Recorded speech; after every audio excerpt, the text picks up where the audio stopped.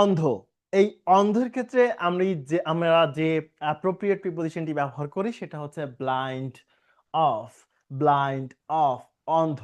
Blind of, অন্ধ। আর যদি আপনি গর্ব করেন সেক্ষেত্রে আপনি বলবেন বোস্ট অফ, দম্ভ করা। গর্ব না বলে আপনি দম্ভ বলতে পারেন, দম্ভ করা। এই দম্ভ করার ক্ষেত্রে আমরা বলবো বোস্ট অফ। শিক্ষার্থী খেয়াল করতে হবে, অন্ধের ক্ষেত্রে আমরা বলছি ব্লাইন্ড অফ, অন্ধের ক্ষেত্রে আমরা বলছি ব্লাইন্ড অফ, অন্ধের ক্ষেত্রে আমরা বলছি ব্লাইন্ড অফ। কিন্তু গর্ভ না বলে আমরা দম্ভ করার ক্ষেত্রে আমরা বলছি boost of, boost of, boost of. শিক্ষার্থী খেয়াল করবেন, ঘেউ ঘেউ করা, রাস্তা দিয়ে যাওয়ার সময় এমন অনেক ঘেউ ঘেউ করা কুকুর দেখতে পাওয়া যায়। আর অনেক মেয়ে শিক্ষার্থী রয়েছেন যারা আসলে রাস্তা দিয়ে যাওয়ার সময় অনেক ঘেউ ঘেউ করা ছেলেদেরকেও দেখতে পান। যাই হোক, আমরা যেটা দেখতে পাচ্ছি সেটি হচ্ছে ঘেউ ঘেউ করা। এই ঘেউ ঘেউ করার ক্ষেত্রে আমরা একটি অ্যাপ্রোপ্রিয়েট প্রিপোজিশন ব্যবহার করছি, সেটি হচ্ছে বার্ক অ্যাট। বার্ক অ্যাট, বার্ক অ্যাট। শিক্ষার্থী খেয়াল করবেন, প্রতিবন্ধকতার ক্ষেত্রে আমরা যেটি ব্যবহার করছি সেটি হচ্ছে ব্যারিয়ার টু। ব্যারিয়ার টু, আপনার জীবনের প্রতিবন্ধকতাকে দূর করতে হলে আপনাকে স্ট্রাগল করতে হবে। এটা আপনি লিখে রাখেন ভাই। আপনি আজকে পড়াশোনায় স্ট্রাগল করেন বা কালকে অন্য কিছুতে স্ট্রাগল করেন, যেখানেই হোক স্ট্রাগল আপনার জীবনে আসবে, এটা আপনি লিখে রাখতে পারেন। তো স্ট্রাগলটা এখন করেন। এই প্রতিবন্ধকতা অ্যাপ্রোপ্রিয়েট প্রিপোজিশনটির ক্ষেত্রে আমরা ব্যবহার করছি ব্যারিয়ার টু। ব্যারিয়ার টু, ভিত্তি, সেটি হচ্ছে based on. Based on, based on. যাদের ভিত্তি ভালো, বেস ভালো, তারা কিন্তু যে কোনো পরীক্ষায় উতরিয়ে যেতে পারে। তো এই জন্য বেসিক বিষয়গুলো শেখাটা খুবই জরুরি। শিক্ষার্থী খেয়াল করবেন, ভিত্তির ক্ষেত্রে আমরা যেটি ব্যবহার করছি সেটা হচ্ছে বেসড অন। বেসড অন, ভিত্তি। বেসড অন মানে ভিত্তি। শিক্ষার্থী পরেরটা চলে যাব, সেটি হচ্ছে রোদ পোহানো। শীতের সকালে রোদ পোহানোটা অনেকের পছন্দ, আমি নিজেও ব্যক্তিগত জীবনে করেছি। রোদ পোহানোর ক্ষেত্রে আমরা অ্যাপ্রোপ্রিয়েট প্রিপোজিশন হিসেবে ব্যবহার করতে পারি কোনটি? সেটি হচ্ছে বাস্ক ইন। বাস্ক ইন, রোদ পোহানো।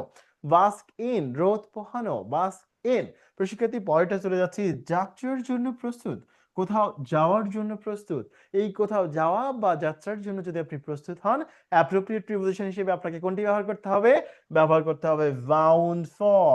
বাউন্ড ফর, বাউন্ড ফর, নিভে যাওয়া। জীবনের সঠিক সিদ্ধান্তগুলো সঠিক সময় না নিতে পারলে, সঠিক পরিশ্রমগুলো সঠিক সময় করতে না পারলে জীবনটা কিন্তু নিভে যেতে পারে, থেমে যেতে পারে। এই নিভে যাওয়া বা থেমে যাওয়ার ক্ষেত্রে আমরা যেটা বলছি সেটা হচ্ছে ব্লোন আউট। এই অ্যাপ্রোপ্রিয়েট প্রিপোজিশনটি বিগত চাকরির পরীক্ষায় অনেকবার এসেছে। দ্যাটস ওয়াই এটিকে আমি ট্রিপল স্টার মার্ক করে রেখেছি। নিশ্চয়ই আপনারা নিভে যাওয়া এই জিনিসটি মনে রাখবেন, ব্লোন আউট। পরেরটা চলে যাচ্ছে প্রাদুর্ভাব, শুরু হওয়া বা শুরু হওয়া বা ছড়িয়ে পড়া, এলাকায় মহামারী আকার ধারণ করা, এই যে প্রাদুর্ভাব, সেক্ষেত্রে আপনি বলবেন ব্রেক ইনটু। এই অ্যাপ্রোপ্রিয়েট প্রিপোজিশনটিও খুবই ইম্পর্টেন্ট, দ্যাটস ওয়াই আমি ডাবল স্টার মার্ক করেছি। প্রাদুর্ভাব, ব্রেক ইনটু, ব্রেক ইনটু। পরেরটা চলে যাচ্ছে কারণে। কারণে অকারণে অনেকেই ঝামেলা জড়িয়ে যান, ঝামেলা থেকে বের হয়ে পড়াশোনায় ঢুকে যান। এই কারণে এক্ষেত্রে আমরা বলবো because of. Because of, because of. আর যদি আপনার কোনো উপকারী বন্ধু থাকে, আর সেটা আপনি আল্লাহর একটা নিয়ামত, সৃষ্টিকর্তা একটা নিয়ামত মনে করতে পারেন। উপকারী বন্ধু বলতে আপনার সমবয়সী হবে, নট লাইক দ্যাট। উপকারী একজন বন্ধু আপনার শিক্ষক হতে পারে, উপকারী বন্ধু আপনার নিজের বন্ধু হতে পারে বা জুনিয়র হতে পারে, যে কেউই যারা আপনার উপকার করার জন্য উঠে পড়ে লেগেছে। আমি মনে হয় একটু সেটা করার চেষ্টা করছি। আর এই উপকারী ক্ষেত্রে আপনি যেটা ব্যবহার করবেন সেটি হচ্ছে বেনিফিশিয়াল টু। এই অ্যাপ্রোপ্রিয়েট প্রিপোজিশনটিও বিগত চাকরি পরীক্ষায় অনেকবার এসেছে, দ্যাটস ওয়াই এটিকে ডাবল স্টার মার্ক করছি, আপনারা মার্ক করে রাখবেন। এই বিষয়গুলো খাতায় নোট করবেন, ভিডিও দেখে বারবার ভিডিওগুলো দেখবেন, বারবার শুনতে থাকবেন, নোট করবেন, আপনি অ্যাপ্রোপ্রিয়েট প্রিপোজিশন ভালো করবেনই স্যার। আচ্ছা, সো উপকারী, বেনিফিশিয়াল টু, এই বিষয়টি মানে আরেকবার আমরা রিভাইজ করতে পারি। সো সেটি হচ্ছে অন্ধ। অন্ধর ক্ষেত্রে আপনি বলছিলেন ব্লাইন্ড অফ। দম্ভের ক্ষেত্রে আপনি বলেছিলেন বোস্ট অফ। ঘেউ ঘেউয়ের ক্ষেত্রে আপনি বলেছিলেন বার্ক অ্যাট। প্রতিবন্ধকতার ক্ষেত্রে বলেছিলেন ব্যারিয়ার টু। ভিত্তির ক্ষেত্রে বেসড অন। রোদ পোহানোর ক্ষেত্রে বাস্ক ইন। পরেরটা ছিল যাত্রার জন্য প্রস্তুত, বাউন্ড ফর। নিভে যাওয়ার ক্ষেত্রে বলেছিলেন ব্লোন আউট। আর প্রাদুর্ভাবের ক্ষেত্রে ব্রেক ইনটু।